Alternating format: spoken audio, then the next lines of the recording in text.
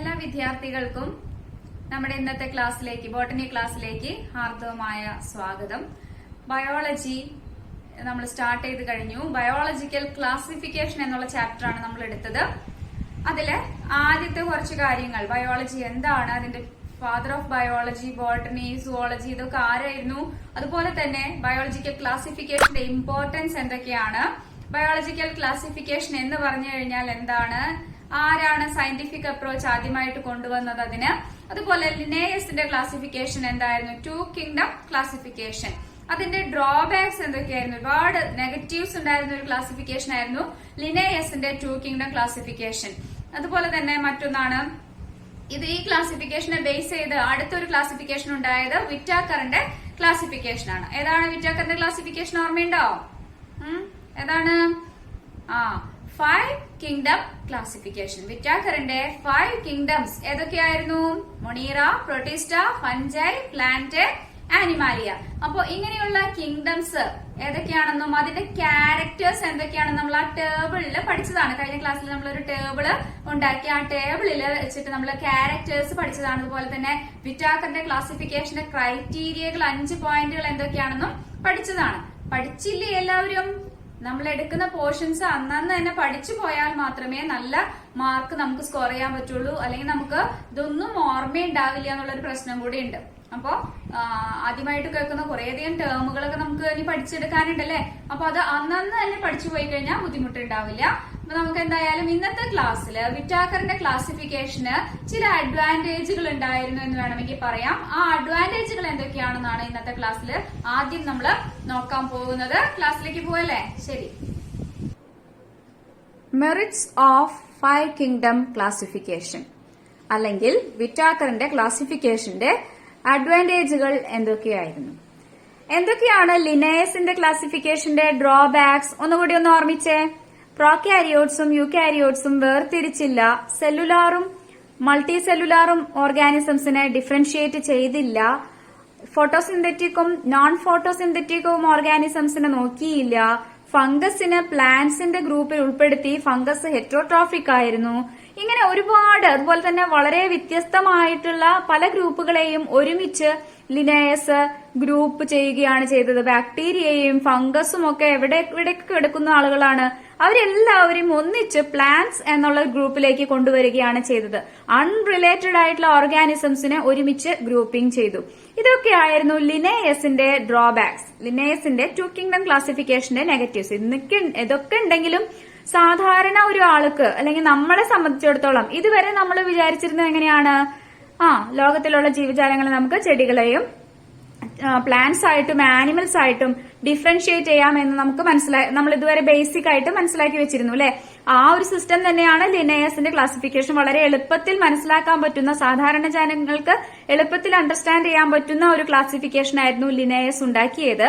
പക്ഷെ അതിന് അതിന്റേതായിട്ടുള്ള നെഗറ്റീവ്സും ഉണ്ടായിരുന്നു സയന്റിഫിക് അപ്രോച്ചിൽ നോക്കിയപ്പോൾ. ഈ നെഗറ്റീവ്സ് ആണ് നമ്മുടെ വിറ്റാക്കറിന്റെ പോസിറ്റീവ് സൈഡായിട്ട് മാറിയത്, അല്ലെങ്കിൽ മെറിറ്റ്സ് ആക്കിയിട്ട് അദ്ദേഹം മാറ്റിയത് 5 കിങ്ഡം ക്ലാസിഫിക്കേഷനിൽ.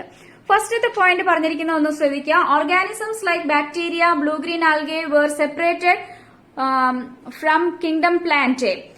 ആദ്യം ലിനേയസ് ഇവരെയൊക്കെ ഒരു ഗ്രൂപ്പിലായിരുന്നു ഉൾപ്പെടുത്തിയത് എന്ന് പറഞ്ഞിരുന്നു അല്ലെ. ബാക്ടീരിയയെയും ബ്ലൂ ഗ്രീൻ ആൽഗയൊക്കെ അവർ വളരെ സൂക്ഷ്മ ജീവികളാണ്. അതുപോലെ തന്നെ ദെവർ പ്രോകാരിയോട്ടിക്, നല്ലൊരു ന്യൂക്ലിയസ് പോലും ഇല്ലാത്ത പ്രിമിറ്റീവ് ഗ്രൂപ്പ് ഓഫ് ഓർഗാനിസംസ് ആയിരുന്നു ബാക്ടീരിയയും ബ്ലൂ ഗ്രീൻ ആൽഗയും. അവരെയൊക്കെ പ്ലാന്റ്സിന്റെ ഗ്രൂപ്പിൽ വെച്ചത് ഒരു തെറ്റായിരുന്നു സയന്റിഫിക് അപ്രോച്ചിൽ നോക്കിക്കഴിഞ്ഞാല്. അതുകൊണ്ട് തന്നെ അദ്ദേഹം ആദ്യം തന്നെ എന്ത് ചെയ്തു, അവരെ സെപ്പറേറ്റ് ആക്കി മാറ്റി. അവർക്ക് പ്രത്യേകമായിട്ടുള്ള ഒരു ഗ്രൂപ്പ് കൊടുത്തു. ആർക്കാണ് സെപ്പറേറ്റ് ഗ്രൂപ്പ് കൊടുത്തത്? പ്രോകാരിയോട്സിന്. ആ ഗ്രൂപ്പിന്റെ പേരെന്തായിരുന്നു? Kingdom monera. ഓർമ്മയുണ്ടല്ലോ അല്ലെ. അപ്പൊ എന്തായാലും prokaryotes and eukaryotes were placed separately, separate ആയിട്ടുള്ള കിങ്ഡത്തിലാണ് അവരെ വിഭജിച്ചു വെച്ചത് എന്നുള്ളത് വളരെ ഒരു അഡ്വാൻറ്റേജസ് ആയിട്ടുള്ള ഒരു പോയിന്റ് തന്നെയാണെന്ന് എടുത്തു പറയേണ്ടി വരും. അതേപോലെ തന്നെയാണ് യൂണിസെല്ലുലാർ ഓർഗാനിസംസിനെയും യൂകാരിയോട്ടിക് യൂകാരിയോട്സിന് സെപ്പറേറ്റ് ആയിട്ടുള്ള ഒരു കിങ്ഡം തന്നെ അദ്ദേഹം കൊടുക്കുകയാണ് ചെയ്തത്. ഓർമ്മയുണ്ടല്ലോ അല്ലെ. Unicellular eukaryotes were given a separate kingdom. ആ കിങ്ഡത്തിന്റെ പേരെന്തായിരുന്നു? പ്രോട്ടിസ്റ്റ അല്ലെ, വളരെ വിചിത്രമായിട്ടുള്ള ഒരു ഗ്രൂപ്പാണ്. എന്നിരുന്നാലും സയന്റിഫിക് അപ്രോച്ചിൽ നോക്കുമ്പോൾ അത് കറക്റ്റ് ആയിരുന്നു. യൂണിസെല്ലുലാർ ആണ്, സൂക്ഷ്മജീവികളാണ്, എന്നാൽ യൂക്കാരിയോട്സ് ആണ്. അങ്ങനെയുള്ള ഗ്രൂപ്പിനെ വിളിക്കുന്ന പേരാണ് പ്രോട്ടിസ്റ്റ. അപ്പോ അതിലാണ് നമ്മള് എന്താ പറയുക, ക്ലോറല്ല, അങ്ങനെയുള്ള ചില യൂണിസെല്ലുലാർ ആയിട്ടുള്ള ആൽഗകളും അങ്ങനെയുള്ളതൊക്കെ ഉൾപ്പെടുന്ന ഒരു ഗ്രൂപ്പാണ് ശരിക്കും പ്രോട്ടിസ്റ്റ. എന്നിരുന്നാലും അവരെ ആൽഗെ എന്ന് വിളിക്കാൻ പറ്റില്ല, നമുക്ക് അവരെ എന്താണ് പ്രോട്ടിസ്റ്റ ഗ്രൂപ്പിലെ മെമ്പേഴ്സ് ആയിട്ട് ഉൾപ്പെടുത്തുകയാണ് വിറ്റാക്കർ ചെയ്തത്. അതൊരു അഡ്വാൻറ്റേജ് ആയിട്ടാണ് പറയുന്നത്. അതുപോലെ തന്നെ മോഡ് ഓഫ് ന്യൂട്രീഷൻ നല്ലപോലെ നോക്കിയിട്ടുണ്ടായിരുന്നു. ഫംഗസിന്റെ മോഡ് ഓഫ് ന്യൂട്രീഷൻ എന്തായിരുന്നു? ഹെട്രോട്രോഫിക് ആയിരുന്നു അല്ലെ.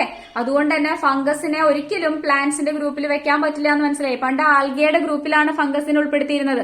അത് പാടില്ല എന്ന് മനസ്സിലാക്കിയത് മോഡ് ഓഫ് ന്യൂട്രീഷൻ സ്റ്റഡി ചെയ്തുകൊണ്ടാണ്. ഫംഗസിന്റെ ന്യൂട്രീഷൻ ഹെട്രോട്രോഫിക് ആണ്, പ്ലാന്റ്സിന്റേത് അല്ലെങ്കിൽ ആൽഗയുടേത് ഓട്ടോട്രോഫിക് ആണ്, ഫോട്ടോസിന്തറ്റിക് ആണ്.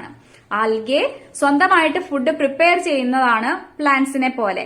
എന്നാൽ ഫംഗസ് ആകട്ടെ ഒരിക്കലും ഫുഡ് സ്വന്തമായിട്ട് പ്രിപ്പയർ ചെയ്യുന്നില്ലാത്തതും. അതുകൊണ്ടാണ് അവരെ ഹെറ്റിറോട്രോഫിക് എന്ന് വിളിച്ചത്. മറ്റുള്ളതിൽ നിന്നും ന്യൂട്രിയൻസ് എടുക്കുന്നവരെയാണ് ഹെറ്റിറോട്രോഫിക് എന്ന് വിളിക്കുന്നത്. അപ്പൊ അതുകൊണ്ട് തന്നെ വിറ്റാക്കർ ഫംഗസിന് ഒരു സെപ്പറേറ്റ് കിങ്ഡം കൊടുത്തു. പ്രോട്ടിസ്റ്റയ്ക്ക് വേറെ ഒരു കിങ്ഡം കൊടുത്തതുപോലെ തന്നെ ഫംഗസിന് മറ്റൊരു കിങ്ഡം കൊടുക്കുകയാണ് ചെയ്തത്, കിങ്ഡം ഫഞ്ചൈ എന്ന പേരിൽ. അതുപോലെ തന്നെ സെൽ വോൾ മെറ്റീരിയലിനെ കുറിച്ചും ഡീറ്റെയിൽ ആയിട്ട് അദ്ദേഹം സ്റ്റഡി ചെയ്തിരുന്നു. അതുകൊണ്ടാണല്ലോ ഫംഗസിന്റെ സെൽ വോൾ ഉണ്ടാക്കിയിരിക്കുന്നത് കൈറ്റിൻ കൊണ്ടാണെന്ന് മനസ്സിലാക്കിയത്. സെൽ വോൾ ഉണ്ട് എന്നുള്ള ഒരു കാരണത്താൽ ഫംഗസിനെ പ്ലാന്റ്സിന്റെ കിങ്ഡത്തിൽ വെക്കാൻ പറ്റില്ല എന്ന് മനസ്സിലാക്കിയത് വിറ്റാക്കർ ആണ്. കാരണം അതിന്റെ സെൽ വോള് വളരെയധികം വ്യത്യസ്തമായ ഒരു മെറ്റീരിയൽ കൊണ്ടാണ് നിർമ്മിച്ചിരുന്നത്. സെല്ലുലോസ് അല്ല, മറിച്ച് അത് കൈറ്റിൻ ആണെന്ന് കണ്ടെത്തിയതും അദ്ദേഹമാണ്. അതുകൊണ്ട് തന്നെ അതിനെ മാറ്റണം എന്ന്, അതിനെ ഈ ഗ്രൂപ്പിൽ ഉൾപ്പെടുത്താൻ പറ്റില്ല, പ്ലാൻ ഗ്രൂപ്പിൽ ഉൾപ്പെടുത്തരുത് എന്നൊരു കാര്യം വന്നതും അതുകൊണ്ടാണ്. സെൽവോൾ മെറ്റീരിയൽ ഫംഗസിന് വേറെയാണെന്നുള്ളത് ഐഡന്റിഫൈ ചെയ്തിട്ടുള്ളത് കൊണ്ടാണ്. അപ്പൊ ഇതൊക്കെ ഡീറ്റെയിൽ ആയിട്ട് സ്റ്റഡി ചെയ്തത് അദ്ദേഹത്തിന്റെ മെറിറ്റ് ആയിട്ട് നമുക്ക് പറയാവുന്നതാണ്. നെക്സ്റ്റ് നമുക്ക് അവസാനത്തെ ആയിട്ട് ഒരു പോയിന്റ് ആയിട്ട് പറയാവുന്നത് കുറച്ചുകൂടെ സയന്റിഫിക് ആയിരുന്നു അല്ലെ. ഏറ്റവും കൂടുതൽ സയന്റിഫിക് ആണെന്ന് പറയാൻ വയ്യ, കാരണം അതിനേക്കാളും അഡ്വാൻസ് ആയിട്ടുള്ള ക്ലാസിഫിക്കേഷൻസ് അല്ലെങ്കിൽ പിന്നെയും മാറ്റങ്ങൾ വന്നുകൊണ്ടിരിക്കുകയാണ് ഈ ക്ലാസിഫിക്കേഷനൊക്കെ. അത് നിങ്ങൾക്ക് അടുത്ത പോയിന്റ് നോക്കുമ്പോൾ തന്നെ മനസ്സിലാവുന്നുണ്ടാവും. മാറ്റങ്ങൾക്ക് വിധേയമാണ് ഈ 5 കിങ്ഡം ക്ലാസിഫിക്കേഷൻ. കാരണം ഓരോരോ പുതിയ ജീവികളെയും കണ്ടെത്തുമ്പോൾ അതിനനുസരിച്ച് നമ്മൾ മാറ്റേണ്ടി വരികയാണ് ചെയ്യുന്നത്. അപ്പൊ എന്തായാലും എന്നിരുന്നാൽ തന്നെയും നിലവിലുണ്ടായിരുന്ന സിസ്റ്റങ്ങളെക്കാളൊക്കെ കുറച്ചും കൂടെ സയന്റിഫിക് ആയിട്ടുള്ള ഒരു അപ്രോച്ച് കൊടുത്തിട്ടുണ്ട്. More scientific than 2 kingdom classification. പ്രത്യേകിച്ച് 2 കിങ്ഡം ക്ലാസിഫിക്കേഷൻ. അതിൽ ആകെ പ്ലാന്റ്സും ആനിമൽസും മാത്രമാണ് ഉണ്ടായിരുന്നത് അല്ലെ. വാഗായിട്ട് ഫംഗസിനെയും ഒക്കെ ബാക്ടീരിയനൊക്കെ ഒരു ഗ്രൂപ്പിലേക്ക് എടുത്തിടുകയാണ് ചെയ്തത്, പ്ലാന്റ്സ് എന്നുള്ള ഗ്രൂപ്പിൽ. അപ്പൊ അത് ശരിയായില്ലായിരുന്നു. അപ്പൊ അത് കുറച്ചും കൂടി ക്ലിയർ ചെയ്തിട്ടുള്ള ഒരു ക്ലാസിഫിക്കേഷൻ ആണ് 5 kingdom classification. More scientific than 2 kingdom classification. Next we are moving to അടുത്ത പോയിന്റിലേക്ക് പോവുകയാണ്. എന്താണ് 6 കിങ്ഡം ക്ലാസിഫിക്കേഷൻ? എവിടെ നിന്ന് വന്നു ഈ 6 കിങ്ഡം ക്ലാസിഫിക്കേഷൻ? അത് നമ്മുടെ സിലബസിൽ പുതുതായിട്ട് ആഡ് ചെയ്തിട്ടുള്ള ഒരു പോർഷൻ ആണ്. കാരണം ആഡ് ചെയ്യാതെ വയ്യ, കാരണം പുതിയൊരാൾ വന്നു. ആരാ വന്നിരിക്കുന്നത്? ഇപ്പോ നമ്മുടെ ചുറ്റുമായിട്ട് ആരാ വന്നിരിക്കുന്നത്? അപ്പുറത്തെ വീട്ടിൽ ഇപ്പുറത്തെ വീട്ടിൽ വരെ എത്തിയിട്ടുണ്ടല്ലേ. ചിലപ്പോ നമ്മുടെ എന്താ പറയാ, നമ്മളുടെ വീട്ടിലേക്കും ആൾ എത്തിക്കഴിഞ്ഞു. ആരാണ്? പലരുടെയും വീടുകളിൽ എത്തിയിട്ടുണ്ടെന്ന് ഞാൻ അറിഞ്ഞു. ആരാണ് ആളെത്തിയിട്ടുള്ളത്? കൊറോണ വൈറസ് അല്ലെ. അപ്പൊ ഇതേപോലെ വൈറസ് എന്ന് പറയുന്ന വളരെ വിചിത്രമായിട്ടുള്ള, വളരെ പ്രത്യേകതയുള്ള, ഒരു ലോകത്തെ കീഴടക്കാൻ, ഒരു യുദ്ധം നടന്നതിനും അക്രമമായിട്ട് അല്ലെങ്കിൽ അതിനേക്കാളും അപ്പുറമായിട്ടുള്ള മാറ്റങ്ങൾ കൊണ്ടുവരാൻ ഒരു വൈറസിന്, വളരെ നിസ്സാരമായിട്ടുള്ള ഒരു വൈറസിന് സാധിക്കുമെന്ന് മനുഷ്യൻ ഇപ്പോഴാണ് മനസ്സിലാക്കിയത്. പക്ഷെ സയൻസ് അറിയുന്നവർ, ബയോളജി അറിയുന്നവര് ഇത് നേരത്തെ തന്നെ മനസ്സിലാക്കിയിട്ട് വെച്ചിട്ടുള്ളതാണ്. ഇറ്റ് ഈസ് എ വെരി എന്താ പറയാ, വളരെ ഡേഞ്ചറസ് ആയിട്ടുള്ള ഒരു ഓർഗാനിസം ആണ്. മനുഷ്യനെ പോലും മൂക്കുകൊണ്ട് വരപ്പിക്കാൻ കഴിയുന്ന ഒരു ഓർഗാനിസം ആണ് ഈ മൈക്രോസ്കോപ്പിക് ആയിട്ടുള്ള അല്ലെങ്കിൽ വെരി വെരി മൈക്രോസ്കോപ്പിക് ആയിട്ടുള്ള വൈറസ് എന്ന് പറയുന്ന ഓർഗാനിസം. ഇപ്പോഴും അവര് പിടികിട്ടാപ്പുള്ളികളായിട്ട് തന്നെയാണ് തുടരുന്നത്. മിക്കവാറും വൈറസുകൾ വളരെ കുറച്ചെണ്ണത്തിന് മാത്രമാണ് നമ്മൾ വാക്സിൻസ് ഒക്കെ കണ്ടെത്തിയത് തന്നെ ഒരു പലതും മാറ്റങ്ങൾ സ്വയമായിട്ട് വൈറസിന് മാറ്റം വന്നുകൊണ്ടിരിക്കുകയാണ്. എന്തായാലും വൈറസ് എന്ന് പറയുന്നത് വളരെ ഇതുകൊണ്ടൊന്നും തീരുന്നതല്ല. ടീച്ചർക്ക് വൈറസിനെ കുറിച്ച് പറഞ്ഞാലൊന്നും അവസാനിക്കില്ല. അത്രയും അധികം കാര്യങ്ങൾ വൈറസിനെ കുറിച്ച് നമുക്ക് അറിയാനുണ്ട്. കുറച്ച് കാര്യങ്ങൾ നമ്മുടെ ഈ ടെക്സ്റ്റ് ബുക്കിൽ പറയുന്നുണ്ട്, ഇപ്പോഴല്ല. കുറച്ച് കഴിഞ്ഞിട്ടാണ് പറയുന്നത്. അപ്പൊ നമുക്ക് വൈറസ് എന്നുള്ളൊരു ഗ്രൂപ്പ് വന്നതോടുകൂടി 5 കിങ്ഡം ക്ലാസിഫിക്കേഷൻ എന്നുള്ളൊരു കൺസെപ്റ്റിലേക്ക് ചെറിയ മാറ്റം വരികയാണ് ചെയ്തത്. അതിനെ 6 കിങ്ഡം ക്ലാസിഫിക്കേഷൻ ആക്കി മാറ്റി. എന്ന് പറഞ്ഞു കഴിഞ്ഞാൽ വൈറസിനെ ആദ്യം വിറ്റാക്കർ ഇതിൽ ഉൾപ്പെടുത്തിയിട്ടുണ്ടായിരുന്നില്ല. അപ്പൊ വൈറസ് വന്നോട് കൂടിയിട്ട് 6 കിങ്ഡം ക്ലാസിഫിക്കേഷൻ എന്നാണ് ഇപ്പോൾ പറയുന്നത്. അപ്പോ Now there are 6 kingdoms. ഏതാണ് അവസാനത്തെ കിങ്ഡം? Kingdom virus. വൈറസ് ഉൾപ്പെടുന്ന 6ാമത്തെ കിങ്ഡം കൂടെ ഉൾപ്പെടുത്തിയതാണ് ഇപ്പോഴത്തെ ബയോളജിക്കൽ ക്ലാസിഫിക്കേഷൻ സിസ്റ്റം. അതും കൂടെ നമ്മളൊന്ന് ജസ്റ്റ് മനസ്സിലാക്കാൻ വേണ്ടി 6 കിങ്ഡം ക്ലാസിഫിക്കേഷൻ എന്ന് പറഞ്ഞു എന്ന് മാത്രം. വൈറസിനെ കുറിച്ചൊക്കെ കുറച്ചും കൂടെ ഡീറ്റെയിൽ ആയിട്ട് നമ്മൾ കാര്യങ്ങൾ പഠിക്കുന്നുണ്ട്. ഒരുപാടൊന്നും പഠിക്കുന്നില്ല, പക്ഷെ കുറച്ച് കാര്യങ്ങളൊക്കെ പഠിക്കുന്നുണ്ട് ഇപ്പോൾ ഈ വർഷം തന്നെ, ഈ ചാപ്റ്ററിൽ തന്നെ. അപ്പൊ നമ്മള് മെറിറ്റ്സ് പറഞ്ഞു കഴിഞ്ഞു അല്ലെ. അതുപോലെ തന്നെ 6 കിങ്ഡം ക്ലാസിഫിക്കേഷനെ കുറിച്ചും പറഞ്ഞു, മെൻഷൻ ചെയ്തു. നെക്സ്റ്റ് നമ്മൾ ഈ 5 കിങ്ഡം ക്ലാസിഫിക്കേഷനിലെ ഓരോ ഗ്രൂപ്പുകളിലേക്ക് കടന്നു ചെല്ലാൻ പോവുകയാണ്. ആദ്യമായിട്ട് നമ്മൾ കടക്കേണ്ടത് ആദ്യത്തെ ഗ്രൂപ്പിലേക്കാണ്. First group which is known as kingdom Monera അല്ലെ. Bacteria are the sole members. ഇതിലെ പ്രധാന നായകന്മാര് അല്ലെങ്കിൽ പ്രധാന റോള് വഹിക്കുന്ന ഓർഗാനിസംസ് ആരാണ്? ബാക്ടീരിയകളാണ്.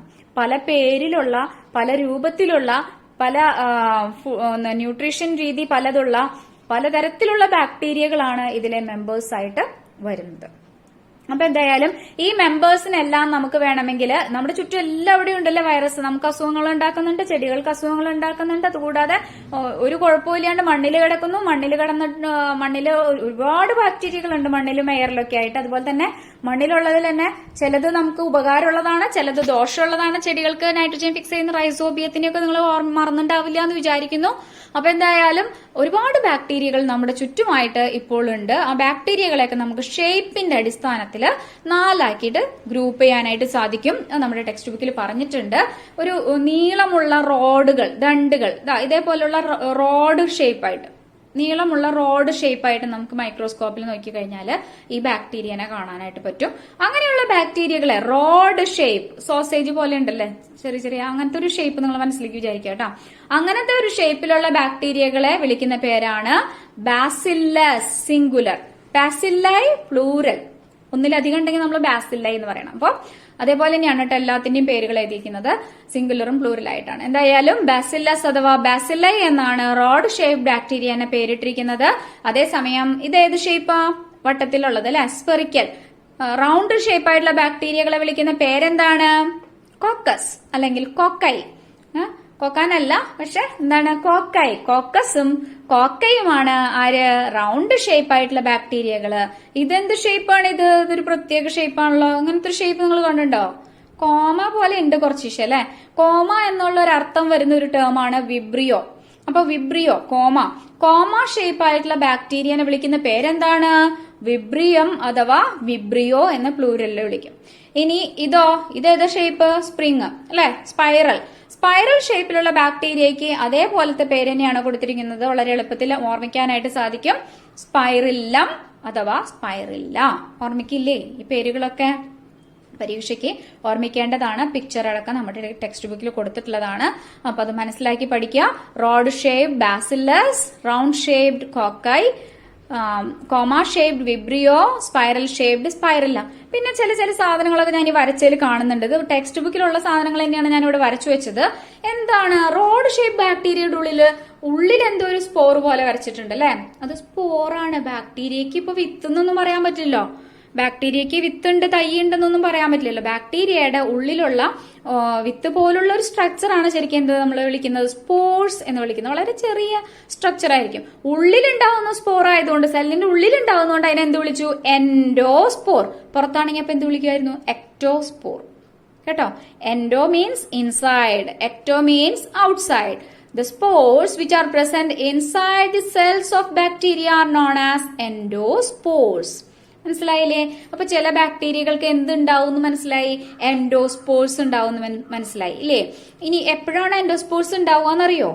സാധാരണ ബാക്ടീരിയ, ഒരു ബാക്ടീരിയ 2 ഉണ്ടാവും, 2 4 4 4 8 ഉണ്ടാവും. അങ്ങനെ ഡബിൾ ആയിട്ടാണ് മൾട്ടിപ്ലൈ ചെയ്ത് പോവാറുള്ളത്. അല്ലെങ്കിൽ ബൈനറി ഫിഷൻ ആണ് ബാക്ടീരിയയുടെ റീപ്രൊഡക്ഷൻ മെത്തേഡ്. അല്ലാതെ ബാക്ടീരിയ വേറെ സ്പോർ ഉണ്ടാക്കാനൊന്നും സാധാരണ പോവാറില്ല. പക്ഷെ വളരെ ഡ്രൈ ആയിട്ടുള്ള ഒരു കണ്ടീഷൻ, അവർക്ക് ജീവിക്കാൻ പറ്റാത്ത ഒരു അൺഫേവറബിൾ കണ്ടീഷൻസ് വന്നു കഴിഞ്ഞാൽ അങ്ങനെയുള്ള അവസ്ഥയിലാണ് ബാക്ടീരിയ സ്പോറുകൾ ഉണ്ടാക്കുന്നത്. ഈ സ്പോർ ഉണ്ടായി കഴിഞ്ഞാൽ പ്രത്യേകത എന്താണെന്നറിയോ? ഈ സ്പോറിന്റെ ചുറ്റും നല്ല കട്ടിയുള്ള ആവരണം ഉണ്ടായിരിക്കും. കട്ടിയുള്ള ഒരു സെൽ വോൾ ഉണ്ടായിരിക്കും. ആ സെൽ വോള് വളരെ ഡ്രൈ ആയിട്ടുള്ള കാലാവസ്ഥേനെയും പുറത്തുള്ള എല്ലാ കാലാവസ്ഥകളെയും അതിജീവിച്ചുകൊണ്ട് എപ്പോഴാണോ ഫേവറബിൾ സിറ്റുവേഷൻ തിരിച്ചു വരുന്നത് ആ സമയത്ത് മാത്രം ഈ സ്പോർട്സിന് തിരിച്ചു വരാനായിട്ടുള്ള പുതിയൊരു സെല്ലായിട്ട് മാറാനുള്ള ഒരു കഴിവ് കൊടുത്തിരിക്കുകയാണ്. അങ്ങനെയുള്ള സ്പോർട്സിനെയാണ് എന്ത് വിളിക്കുന്നത്? എൻഡോസ്പോർട്സ് എന്ന് വിളിക്കുന്നത്. അപ്പോൾ endospores are the spores within the cells. They are capable of overcoming എന്താണ് unfavorable situation, and during when the favorable situation returns or favorable condition returns, the endospores becomes a new cell or new bacterial cell. അത് മനസ്സിലായി. പിന്നെ സ്പെറിക്കലിന് പിന്നെ പ്രത്യേകിച്ച് ഒന്നും കൊടുത്തില്ലേ, കോമയ്ക്കും വേറെ കൊടുത്തില്ലേ. കോമ വിബ്രിയോ എന്നുള്ള പേര് കേൾക്കുമ്പോൾ ഏതെങ്കിലും ഒരു ബാക്ടീരിയയുടെ പേര് ഓർമ്മ ഉണ്ടോ? വിബ്രിയോ കോളറ ഉണ്ടാക്കുന്ന ബാക്ടീരിയ ആണ് വിബ്രിയോ കോളറ. അപ്പൊ അതിന്റെ ഷേപ്പ് വിബ്രിയോ ആണ് കേട്ടോ. അതുപോലെ തന്നെ ലാക്ടോബാസില്ലസ് ഓർമ്മയില്ലേ, പാല് പുളിപ്പിക്കുന്നത്, അത് ലാക്ടോബാസില്ലസ് ആണ്. നിങ്ങൾക്കൊക്കെ ചിലപ്പോൾ സ്കൂളുകളിലെ ടീച്ചേഴ്സ് കാണിച്ചു തന്നിട്ടുണ്ടാവും. ലാക്ടോബാസില്ലസിനെ വയലറ്റ് കളറിൽ ഒരു സ്റ്റെയിൻ ഒക്കെ ചെയ്തിട്ട് അതിന്റെ ഉള്ളിൽ അങ്ങനെ നീളത്തിൽ റോഡ് ഷേപ്പായിട്ട് ചെറുതായിട്ട് കിടക്കുന്ന ധാരാളം ബാക്ടീരിയകളെ നമുക്ക് കാണാനായിട്ട് പറ്റും. സാധാരണ മൈക്രോസ്കോപ്പിൽ തന്നെ കാണാൻ പറ്റും. അപ്പൊ എന്തായാലും പിന്നെ ഒന്ന് പ്രത്യേകമായിട്ട് കൊടുത്തിരിക്കുന്നത് ഫ്ലജെല്ലയാണ് അല്ലെ. സ്പൈറൽ ഷേപ്ഡ് ബാക്ടീരിയയുടെ അറ്റത്ത് രണ്ടറ്റത്തും നാരുകൾ പോലെ നിൽക്കുന്നുണ്ട്. ഇതിനെ വിളിക്കുന്ന പേരാണ് ഫ്ലജെല്ല. ഇത് അതിനെ സ്വിം ചെയ്യാനായിട്ട് ബാക്ടീരിയനെ വെള്ളത്തിൽ നീന്താനായിട്ട് സഹായിക്കുന്ന ഒരു ഓർഗനൽ ആണ്, ഒരു ഭാഗമാണ് ഫ്ലജെല്ല എന്ന് വിളിക്കുന്നത്. മനസ്സിലായില്ലേ? അപ്പൊ ബാക്ടീരിയനെ ഷേപ്പിന്റെ ബേസിൽ 4ആയിട്ടാണ് ഡിവൈഡ് ചെയ്തിട്ടുള്ളത് എന്നുള്ളത് മനസ്സിലായി. നെക്സ്റ്റ് ന്യൂട്രീഷന്റെ ബേസിൽ ബാക്ടീരിയനെ 2ആയിട്ടാണ് ഡിവൈഡ് ചെയ്തിരിക്കുന്നത്. ന്യൂട്രീഷൻ എന്ന് പറഞ്ഞു കഴിഞ്ഞാൽ പോഷണ രീതി. ഓട്ടോട്രോഫിക് ബാക്ടീരിയകൾ ഉണ്ടെന്ന് നമ്മൾ പറഞ്ഞിരുന്നു. കീമോസിന്തറ്റിക് ആവാം അല്ലെങ്കിൽ ഫോട്ടോസിന്തറ്റിക് ആവാം. കീമോ എന്ന് പറഞ്ഞിട്ടുണ്ടെങ്കിൽ കെമിക്കൽസ് ഉപയോഗിച്ചുകൊണ്ട് ഫുഡ് പ്രിപ്പയർ ചെയ്യുന്ന ചില ബാക്ടീരിയകളുണ്ട്. അതേസമയം ലൈറ്റ് ഉപയോഗിച്ചുകൊണ്ട് ഫുഡ് പ്രിപ്പയർ ചെയ്യുന്ന ബാക്ടീരിയകളും ഉണ്ട്. അതിനെ ഫോട്ടോസിന്തറ്റിക് എന്ന് വിളിക്കുന്നു. നെക്സ്റ്റ് ഹെറ്ററോട്രോഫിക് ബാക്ടീരിയകൾ. മറ്റു ചില ബാക്ടീരിയകൾ അല്ലെങ്കിൽ കൂടുതലും ബാക്ടീരിയകൾ ഹെറ്ററോട്രോഫിക് ആണ്. കൂടുതലും ബാക്ടീരിയ ഓട്ടോട്രോഫിക് അല്ല, മറിച്ച് എന്താണ്? കൂടുതലും ബാക്ടീരിയകൾ ഹെറ്ററോട്രോഫിക് ആണ്. നമ്മൾ വലിച്ചെറിയുന്ന സാധനങ്ങളൊക്കെ, അഴുകിയ സാധനങ്ങളൊക്കെ ദഹിപ്പിക്കുന്ന, ഡൈജസ്റ്റ് ചെയ്യുന്ന സാപ്രോഫൈറ്റിക് ആയിട്ടുള്ള ബാക്ടീരിയകളാണ് കൂടുതലായിട്ടും ഉള്ളത്. ഡീകമ്പോസിഷൻ എന്നുള്ളൊരു പ്രോസസ്സിൽ വളരെ ഇമ്പോർട്ടന്റ് റോള് വഹിക്കുന്ന ഗ്രൂപ്പ് ഓഫ് ഓർഗാനിസംസ് ആണ്. അപ്പോൾ ആര്? ബാക്ടീരിയ എന്നുള്ളത് മനസ്സിലായില്ലേ? അവരില്ലെങ്കിൽ ഇവിടെ മൃതശരീരങ്ങൾ കൊണ്ട് കുമിഞ്ഞുകൂടിയനെ അല്ലെ ഭൂമി മുഴുവൻ. അപ്പൊ എന്തായാലും ബാക്ടീരിയ ഫംഗസ് ഒക്കെ ആണെങ്കിൽ പ്രധാന റോൾ വഹിക്കുന്നത്. ദേവർ സാപ്രോഫൈറ്റിക്. ഇനി ചില ബാക്ടീരിയകൾ നമുക്ക് അസ്വസ്ഥതകൾ ഉണ്ടാക്കുന്നുണ്ട്, പല അസുഖങ്ങളും ഉണ്ടാക്കുന്നുണ്ട്. ന്യൂമോണിയ, അതുപോലെ തന്നെ എന്താ പറയാ ടെറ്റനസ്, പിന്നെ ഏതാ ബാക്ടീരിയ ഉണ്ടാക്കുന്നത്? അൾഷിമേഴ്സ് ഒക്കെ ഒരു ടൈപ്പ് അൾഷിമേഴ്സ് ഉണ്ടാക്കുന്നത് ബാക്ടീരിയ ആണെന്ന് പറയുന്നു. അപ്പൊ എന്തായാലും ഇങ്ങനെയുള്ള പലതരത്തിലുള്ള പാരസൈറ്റിക് ആയിട്ടുള്ള ബാക്ടീരിയകളുണ്ട്. നമ്മുടെ വയറിന്റെ ഉള്ളിൽ അല്ലെങ്കിൽ പുറത്ത്, ശരീരത്തിന് പുറത്തൊക്കെ നിൽക്കുന്ന പലതരത്തിൽ അസുഖങ്ങൾ ഉണ്ടാക്കുന്ന ബാക്ടീരിയകളാണ് പാരസൈറ്റിക് ബാക്ടീരിയ എന്ന് വിളിക്കുന്നത്. പ്ലാന്റ്സിനും അസുഖങ്ങൾ ഉണ്ടാക്കുന്ന ബാക്ടീരിയൽ വിൽറ്റ് എന്നൊക്കെ കേട്ടിട്ടുണ്ടാവും ചിലപ്പോൾ. അത് പാഡിയിലാണ് വരുന്നത്. നെല്ലിലൊക്കെ ബാക്ടീരിയ ഉണ്ടാക്കുന്ന ഡിസീസാണ്. അപ്പോൾ അതൊക്കെയാണ് അവരുടെ ഹെറ്ററോട്രോഫിക് ബാക്ടീരിയകളെ കുറിച്ച് പറയാനുള്ളത്. ഇനി അപ്പൊ ബാക്ടീരിയയുടെ ഗ്രൂപ്പ് നമ്മള് ഷേപ്പിനനുസരിച്ചിട്ടുള്ള ഗ്രൂപ്പുകൾ 4 പറഞ്ഞു. അതുപോലെ തന്നെ ന്യൂട്രീഷൻ അനുസരിച്ചിട്ടുള്ള ഗ്രൂപ്പുകളും ഏകദേശം 4 തന്നെ ഉണ്ടെന്ന് പറയാം. അതുപോലെ തന്നെ സിഗ്നിഫിക്കൻസ് ഓഫ് ബാക്ടീരിയയുടെ പ്രാധാന്യം. മനുഷ്യന്മാർക്ക് ബാക്ടീരിയനെ കൊണ്ട് ഉപകാരവും ഉപദ്രവവും എന്തെങ്കിലുമൊക്കെ ഉണ്ടെങ്കിൽ അതെന്തൊക്കെയാണെന്നാണ് ഇവിടെ പറഞ്ഞിരിക്കുന്നത്. They were main decomposers of the earth. ഭൂമിയിലെ പ്രധാന ഡീകമ്പോസേഴ്സ് ആണ് ആര്? ബാക്ടീരിയകൾ. തൈര് പുളിപ്പിക്കുന്നതിൽ വളരെയധികം ഇമ്പോർട്ടന്റ് റോളുണ്ട് ബാക്ടീരിയയ്ക്ക്. ലാക്ടോബാസില്ലസ് എന്ന് പറയുന്ന ബാക്ടീരിയയാണ് ആ പ്രവർത്തനം ചെയ്യുന്നത്. ആന്റിബയോട്ടിക്കുകൾ ഉണ്ടാക്കുന്നതിലും ബാക്ടീരിയയ്ക്ക് വളരെയധികം റോളുണ്ട്. സ്ട്രെപ്റ്റോമൈസിസ് പോലുള്ള പല ആന്റിബയോട്ടിക്കുകളും ഉണ്ടാക്കുന്നത് പലതരത്തിലുള്ള ബാക്ടീരിയകളുടെ ഉള്ളിൽ നിന്നാണ്, അല്ലെങ്കിൽ ബാക്ടീരിയയുടെ സഹായത്താലാണ്. അതുപോലെ ഇപ്പോൾ പല ഇൻസുലിനൊക്കെ ഉണ്ടാക്കുന്നത് ബാക്ടീരിയനെ ഉപയോഗിച്ചുകൊണ്ടാണ് കേട്ടോ. ജനറ്റിക്കലി മോഡിഫൈഡ് ബാക്ടീരിയനെ ഉപയോഗിച്ചുകൊണ്ടാണ്. Nitrogen fixers in legume roots. പയറുചെടികളുടെ വേരിൽ കാണുന്ന ബാക്ടീരിയയുടെ പേര് ഏതാണ്? റൈസോബിയം അല്ലെ. അത് നൈട്രജനെ സ്ഥിരീകരിക്കുക, അന്തരീക്ഷത്തിലുള്ള നൈട്രജനെ ചെടികൾക്ക് ആവശ്യമുള്ള വളമാക്കി മാറ്റുന്ന ഒരു ബാക്ടീരിയമാണ് റൈസോബിയം. അപ്പൊ അതിന് അതിന്റേതായ ഇമ്പോർട്ടൻസ് ഉണ്ടെന്നുള്ളത് മനസ്സിലായി. Next, disease causing or pathogenic ആയിട്ടുള്ള ബാക്ടീരിയകളുണ്ട്. പാത്തോജനിക് ആയിട്ടുള്ള ബാക്ടീരിയകൾ പ്ലാന്റ്സിനും ആനിമൽസിനും ഒക്കെ അസുഖങ്ങൾ ഉണ്ടാക്കുന്നുണ്ട്. പ്ലാന്റ്സിന് ഉണ്ടാക്കുന്ന 2 ഡിസീസുകളുടെ പേര് പറഞ്ഞിട്ടുണ്ട്. Blight disease of paddy, citrus canker. നാരകത്തിന്റെ മുകളിൽ ഇങ്ങനെ കട്ടകട്ടയായിട്ട് ഇടയ്ക്കൊക്കെ നമുക്ക് കാണാം. നാരങ്ങ വാങ്ങിച്ചു കഴിഞ്ഞാലും ഉണ്ടാവും. നാരങ്ങയുടെ മുകളിൽ ഇടയ്ക്കിടയ്ക്ക് അങ്ങനെ ഒരു സുഖമില്ലാത്ത പോലത്തെ കുറച്ച് പ്രൊജക്റ്റഡ് ആയിട്ടുള്ള ഭാഗങ്ങൾ ഉണ്ടാവും, യെല്ലോ കളർ അല്ലാതെ. അതിനെ വിളിക്കുന്ന പേരാണ് citrus canker. Next is about the reproduction of bacteria. ബാക്ടീരിയയുടെ റീപ്രൊഡക്ഷനെ കുറിച്ച് നോക്കുകയാണെങ്കിൽ, bacteria mainly reproduce by means of binary fission or cell division. നമ്മൾ പറഞ്ഞു കഴിഞ്ഞതാണ് നേരത്തെ തന്നെ അല്ലെ. ബാക്ടീരിയ ഒരു സെല്ല് 2 സെല്ലാവുന്നു, 2 സെല്ല് 4 സെല്ലാവുന്നു, 4 എണ്ണം 8 ആവുന്നു. ആ രീതിയിൽ 1, 2, 2ൽ നിന്ന് 4, ആ രീതിയിലുള്ള മൾട്ടിപ്ലിക്കേഷൻ ആണ്. അതിനെയാണ് 1, 2 ആവുന്നതിനെ വിളിക്കുന്ന പേരാണ് ബൈനറി ഫിഷൻ. അപ്പൊ അങ്ങനെ ബൈനറി ഫിഷൻ എന്നുള്ള അസെക്ഷൽ റീപ്രൊഡക്ഷൻ വഴിയാണ് ബാക്ടീരിയ പ്രധാനമായിട്ടും റീപ്രൊഡ്യൂസ് ചെയ്യുന്നത്. അതുകൊണ്ട് തന്നെ വളരെ പെട്ടെന്ന് ബാക്ടീരിയയ്ക്ക് കോളനി ഉണ്ടാക്കാനായിട്ട് സാധിക്കും. വളരെ പെട്ടെന്നാണ് ബാക്ടീരിയയുടെ റീപ്രൊഡക്ഷൻ നടക്കുന്നത്. Next is about the endospores. വളരെ അൺഫേവറബിൾ ആയിട്ടുള്ള കണ്ടീഷൻസ് വന്നാൽ മാത്രം ബാക്ടീരിയ എന്ത് ഫോം ചെയ്യാറുണ്ട്? ബാക്ടീരിയ എൻഡോസ്പോർസ് ഫോം ചെയ്യാറുണ്ട്. Endospores are formed during unfavourable conditions. അത് അങ്ങനെയുള്ള സിറ്റുവേഷനിൽ മാത്രം. എൻഡോസ്പോർസ് എന്ന് പറഞ്ഞു കഴിഞ്ഞാൽ എന്താണ്? തിക് വാൾഡ് ആയിട്ടുള്ള സ്പോർസ് ആണ്, which are placed inside the cells of bacteria. Next, ലാസ്റ്റത്തെ ഒരു മെത്തേഡ് റീപ്രൊഡക്ഷനെ കുറിച്ച് പറഞ്ഞിരിക്കുന്നത് DNA transfer from one bacterium to another. ഒരു ബാക്ടീരിയത്തിൽ നിന്ന് മറ്റൊരു ബാക്ടീരിയത്തിലേക്ക് DNA ഒക്കെ ചില സമയത്ത് ട്രാൻസ്ഫർ നടക്കാറുണ്ട്. അതും വളരെ റയർ ആയിട്ടാണ് കേട്ടോ. അതുകൊണ്ട് ഒരു പുതിയ ബാക്ടീരിയ ഉണ്ടാവുന്നു എന്ന് പറയാൻ പറ്റില്ല. പുതിയൊരു ടൈപ്പ് ബാക്ടീരിയം ഉണ്ടാവുന്നു എന്ന് വേണമെങ്കിൽ നമുക്ക് പറയാം. പക്ഷെ അതൊരു സെക്ഷൽ റീപ്രൊഡക്ഷന്റെ ഒരു പ്രിമിറ്റീവ് ക്യാരക്ടർ ആയിട്ടാണ് വിചാരിക്കുന്നത്. ബാക്ടീരിയയിൽ വേറെ സെക്ഷൽ റീപ്രൊഡക്ഷൻ ഒന്നും ഇല്ലല്ലോ.